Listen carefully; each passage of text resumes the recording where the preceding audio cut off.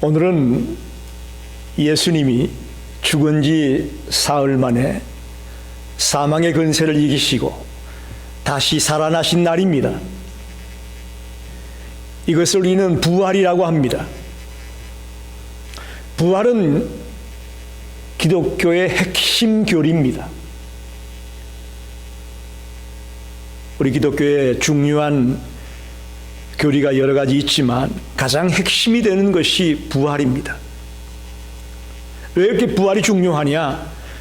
예수님이 우리를 구원하는 이 역사를 이룸에 있어서 종지부를 찍는 게 부활입니다.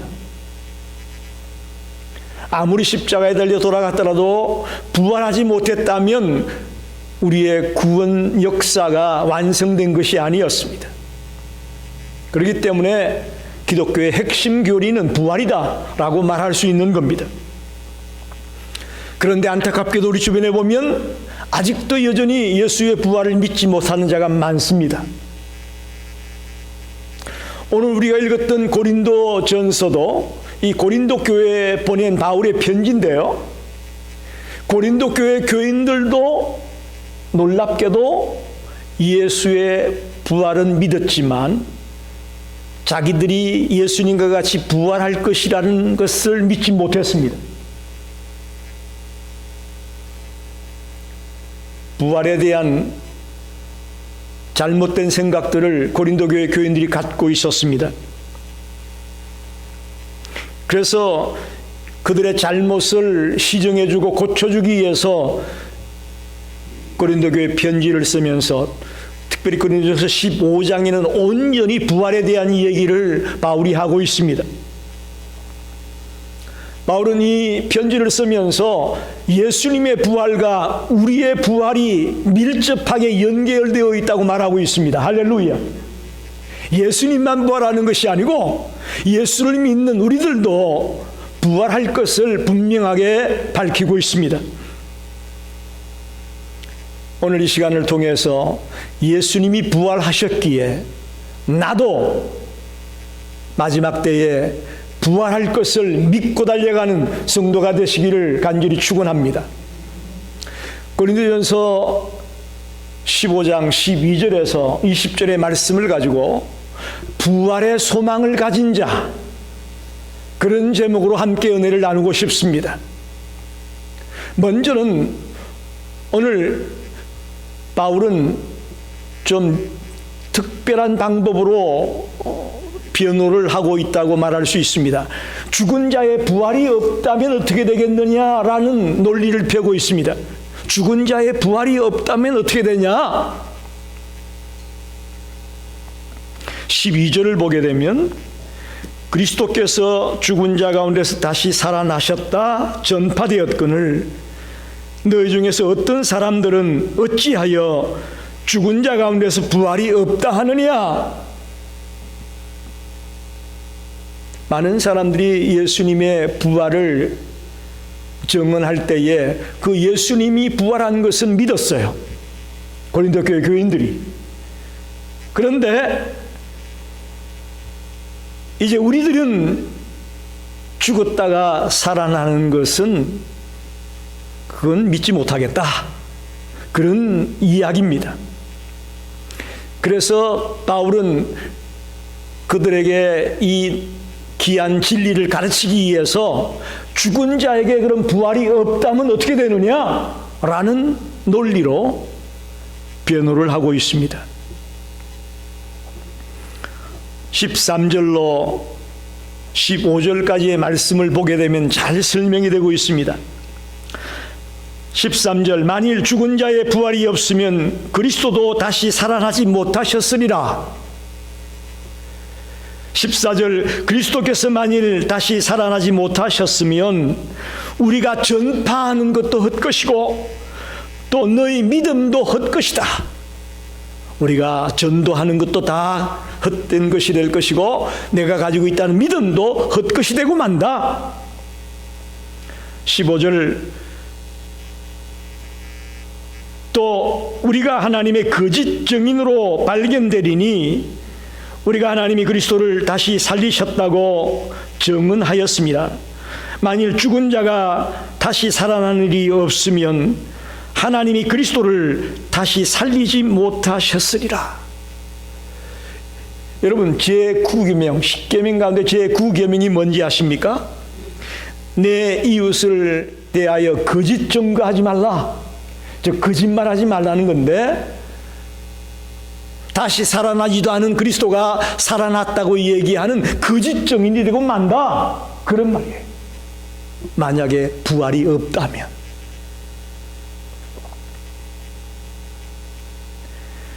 여러분, 죽은 자의 부활이 없다면 우리는 다 망한 자입니다. 오늘 성경에 있는 그대로 우리는 다 망한 자예요. 18절에 그렇게 말하죠. 또한 그리스도 안에서 잠자는 자도 망하였으리니, 예수 믿는 우리들이 다 망한 자와 같다고 말합니다. 또 가장 불쌍한 자들이 예수 믿는 자라고 말합니다. 어떨 때에? 죽은 자의 부활이 없다면. 부정의 논리로 바울은 지금 우리에게 부활을 설명해 주고 있습니다. 저와 여러분은, 우리 크리스찬은 부활의 소망을 가지고 사는 자임을 믿으시기 바랍니다. 부활의 소망. 오늘 전에 나올 때에 어깨에 무거운 짐을 진 사람처럼 어깨가 축 처져가지고 터벅터벅 오늘 주님 앞에 나왔다면, 이 말씀을 듣는 가운데에 저와 여러분이 부활의 소망을 갖게 되기를 간절히 원합니다.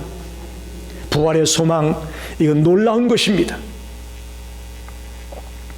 다시 말하면 예수님이 부활했다면 예수를 믿는 우리도 부활할 것을 믿습니다.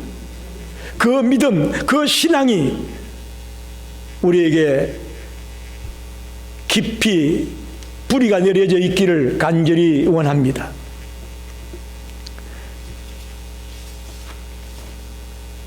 부활의 소망을 가진 자는 이 세상에만 소망을 두지 않습니다. 한번 따라합시다.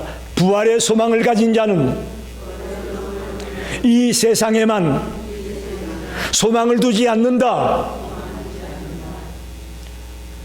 여러분, 지금까지 어떻게 살아오셨습니까? 혹시나 이 땅에서의 삶에만 모든 포커스를 맞추고 그것만 바라보며 살진 않았습니까? 오늘 바꾸십시오. 우리는 이 세상 끝에만 소망을 두고 사는 자가 아닙니다. 우리는 영원한 하나님의 나라에 대한 소망을 가지고 영원히 살아갈 그 세계를 소망하며 또한 살아야 될 것입니다. 19절 말씀에 이렇게 말하죠. 만일 그리스도 안에서 우리가 바라는 것이 다만 이 세상의 삶뿐이면 모든 사람 가운데 우리가 더욱 불쌍한 자다.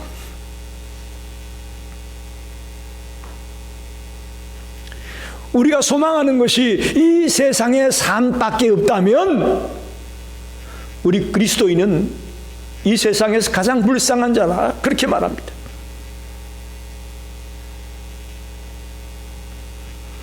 그렇습니다. 오늘 우리가 이 땅에 발을 붙이고 살고 있으니까 세상 것들을 바라볼 수밖에 없죠. 세상의 물질, 명예, 권력, 성공, 출세, 쾌락, 이런 것들을 우리가 바라볼 수밖에 없습니다. 그러나 그런 것들 여러분 우리가 경험해 봤지만 영원하지가 않아요. 동의하십니까? 그런 것들은 영원하지 않더라고요. 한순간에 무너지고 한순간에 떠나고 한순간에 사라지고.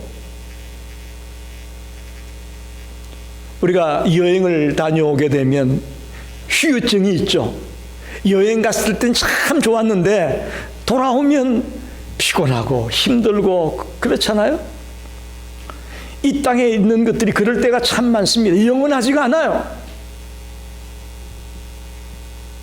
이 세상의 것은 우리의 영혼을 만족시키지 못합니다. 오히려 공허함을 주고 불안함을 주고 안타까움을 줄 때가 많습니다. 그리고 이 세상의 것에만 소망을 두고 가는 사람들은 마지막 죽을 때 실망할 거예요. 다 내놓고 가야 되니까. 그것이 전부인 줄 알았는데 죽을 때 보니까 그게 아무런 것도 의미가 없다는 것을 알게 될 거 아닙니까? 또한 죽은 뒤에는 주님 앞에서 심판을 받게 된다는 그 사실을 망각하고 살게 될 수밖에 없죠. 따라서 오늘 성경에서 부활의 소망을 가진 자는 이 세상 것에만 소망을 두지 않고 영원한 하나님의 나라에 소망을 두고 살아야 된다라고 말합니다. 부활의 소망을 가진 자는 예수님이 준비해 놓은 그 영원한 하나님의 나라에 가서 살 것을 소망하며 이 땅에서 최선을 다해 살게 되기를 바랍니다. 부활의 소망을 가진 자는 예수님이 우리에게 주신 새로운 몸, 새로운 생명, 그것을 기대하며 살아가기를 바랍니다. 부활하신 이후에 예수님의 모습이 신령한 몸이었거든요. 신령한 몸. 그렇잖아. 이 땅에 예수를 믿지만 장애를 가지고 살던 사람이 있었는데 죽은 뒤에 하나님 나라에 갔는데 거기서도 여전히 장애를 가지고 산다? 그건 하나님 나라가 아닐 거 아니에요? 그 사람에게는? 그 하나님 나라에게는 신령한 몸으로 바뀌어서 영원히 살게 될 것을 믿습니다. 이 땅에 마지막 갈 때 암으로 고통당하다 죽었는데 영원한 하나님 나라에 가서 암으로 산다? No. 그곳에는 신령한 몸으로 변화되어 우리가 영원히 살 것을 믿습니다. 부활의 소망을 가진 사람들은 예수님이 지금 나와 함께 계심을 믿고 사는 자가 될 것을 믿습니다. 멀리 계신 예수님이 아니에요. 지금 나와 같이 계신 그 예수님을 생각하며 이 땅의 것에만 소망을 두지 말고 영원한 하나님의 나라에 소망을 두는 삶이 되기를 간절히 축원합니다. 부활의 소망은 죽음도 두려워하지 않는 힘과 용기를 우리에게 주고 있습니다. 죽음도 두려워하지 않는다. 여러분, 예수님의 12 제자들이 어떻게 죽었는지 아십니까? 하나같이 다 순교하는 것으로 그들의 생을 마감했습니다. 어떻게 그럴 수 있었을 것 같습니까? 부활의 소망을 가지고 있었기 때문에 죽음도 그들을 굴복시키지 못했다고 저는 믿습니다. 사도 바울은 12 제자에 속하진 않았지만 정말 위대한 하나님의 사람으로 쓰임을 받았던 그 바울이 어떻게 죽었는지 아십니까? 로마에서 최종으로 법정에서 사형 엄도를 받고 참수형이라고 그러죠. 참수형. 이런 돌 위에다가 목을 이렇게 놓고는 목을 쳐서 죽는 그런 끔찍한 순교를 당했습니다. 바울이 도대체 어떻게 그 두려움을 이겨냈을까? 저는 아무리 생각해봐도 부활의 소망을 가지고 있었기에 그 죽음의 두려움도 이겨낼 수 있었다고 믿습니다. 한국 땅에서 최초의 개신교 순교자가 누구냐? 한국 초대교회사를 보게 되면 로버트 제메인 토마스 목사님입니다. 이분은 1866년에 제너럴 셔먼호를 타고 대동강으로 거슬러 올라가서 거의 평양의 망경대 가까이까지 배를 타고 올라갔는데 그때는 조선이 세국 정책을 쓸 때다 보니까 조선 간군들이 불화살을 쏴가지고 그 배를 불태워버립니다. 그러자 이 토마스 목사님은 불이 붙으니까 할 수 없이 나왔잖아요. 강을 거쳐서 밖으로 나오니까 조선의 간군 박춘근이라는 간군이 칼로 토마스 목사님을 죽입니다. 그때 이 토마스 목사님이 한 말이 예수, 예수, 예수라는 말을 외치고 그가 갖고 있던 성경책 몇 권을 던지면서 마지막 운명하셨습니다. 그의 나이가 27살이에요. 27살 새파랗게 젊은 이 목사님이 낯선 땅에 와서 그렇게 죽어갔습니다. 그런데 놀라운 것은 그 박춘근이라는 자가 그 토마스 목사님이 던져준 성경을 보고 그가 예수를 믿게 됩니다. 이 놀라운 하나님의 역사예요. 해방 전까지 평양을 일컬어서 동방의 예루살렘이라고 했습니다. 그만큼 평양이 복음화되고 가장 많은 분들이 주님을 믿는 그런 뜨거운 도시가 평양이었어요. 토마스 목사님의 순교가 헛되지 않았음을 우리는 보게 됩니다. 죽음을 두려워하지 않는 힘이 어디서 났겠느냐? 분명한 부활의 소망이 그에게 있었기 때문이라고 저는 믿습니다. 한국 초대교회사에 또 위대한 신앙의 선배가 있죠. 주기철 목사님 여러분 기억하시죠? 일제 치하 때 신사 참배를 거부하고 반대하다가 감옥에 끌려 들어가 끝내는 그는 감옥에서 돌아가십니다. 그래서 눈 한번 찔끔 갖고 그냥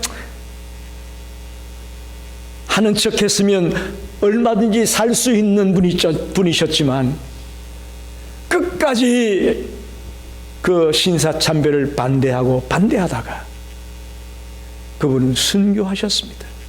그분 외에도 많은 분들이 신사 참배를 거부하다가 돌아가셨습니다. 어떻게 그럴 수 있을까? 아까운 생명 살리고 싶어가지고 어떻게 해서 위기를 벗어나려고 했을 텐데 어떻게 그렇게 할 수 있었을까? 여러분, 부활의 소망을 가진 자는 죽음을 두려워하지 않는다는 것을 믿으시기 바랍니다. 저와 여러분도 언젠가는 마지막 순간을 맞이할 때가 올 겁니다.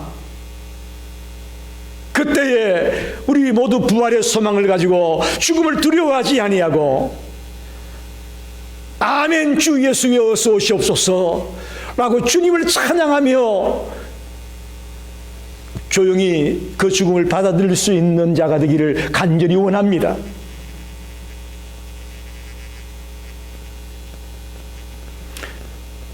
근자에 우리 성도님들 중에 돌아가신 분들이 있으시죠? 이혜종 권사님이나 홍영기 집사님, 김시현 집사님, 이런 분들의 마지막 가시는 모습을 제가 가만히 말씀을 준비하면서 생각해 봤습니다. 참 멋지게 가셨다라고 저는 생각을 해요. 죽음이 두려워서 안 죽으려고 이런 것이 아니라 편안하게 주님을 바라보며 준비하는 그런 모습으로 마지막을 준비하는 모습을 보면서 참 복되다, 참 아름답다라는 생각을 제가 했습니다. 이 부활의 소망을 가진 자는 죽음을 두려워하지 않는다는 것을 오늘 꼭 기억하시길 바랍니다. 마지막으로 부활의 소망을 가진 자는 예수의 부활을 전파하는 자가 됩니다. 굉장히 중요한 겁니다. 나만 부활할 수 있다고 생각하면서 기뻐하는 자가 돼서는 안 됩니다. 우리 주변에 아직도 모르는 많은 생명들이 있습니다. 우리의 자녀들, 우리 가족, 친지들, 우리 친구들, 우리 이웃들, 이 예수의 부활을 모르고 사는 자가 너무나 많습니다. 정말로 내가 부활의 소망을 가지고 있다면 내 사랑하는 가족, 친지, 이웃들, 친구들에게 예수의 부활을 담대하게 외치는 자가 되어야 될 것을 믿습니다. 오늘 20절에 보니까 그러나 이제 그리스도께서 죽은 자 가운데서 다시 살아나사 잠자는 자들의 첫 열매가 되셨다. 할렐루야. 바울은 다시 한번 예수님의 부활을 말하면서 예수님의 부활이 잠자는 자들의 첫 열매다, 그렇게 말합니다. 첫 열매가 뭡니까? 곡식이나 과일의 첫 번째 수확하는 것을 말하지 않습니까? 즉 첫 열매가 나머지 열매들의 품질과 양을 보정하는 것과 같다고 말합니다. 그러니 예수님이 첫 열매라면 예수를 믿는 우리들도 당연히 부활할 것을 확신한다, 그런 말입니다. 그러니 아직도 주를 모르는 안타까운 생명들, 부활을 모르고 살고 있는 안타까운 영혼들에게 우리가 할 것은 뭡니까? 담대하게 예수의 부활을 외치고 부활을 소망하며 살아가는 인생이 되자고 그들을 건면하는 자가 되기를 간절히 원합니다. 그것이 우리가 부활을 맞이하는 자의 모습입니다. 부활주의를 맞이하면서 나만 좋아라 하고 나만 기뻐라 하고 있다면 이건 우리의 주님이 원하는 모습은 아닐 겁니다. 예수님의 부활은 우리에게 기쁨이고 축복입니다. 이 기쁨과 축복을 나만 누리지 말고 이제 내 이웃들과 내 가족들과 내 자녀들과 내 친구들에게 담대하게 예수가 부활했다, 너도 예수 그리스도를 믿으면 부활할 수 있다라는 소망을 안겨주는 그런 삶이 되시기를 간절히 축원합니다. 기도하겠습니다.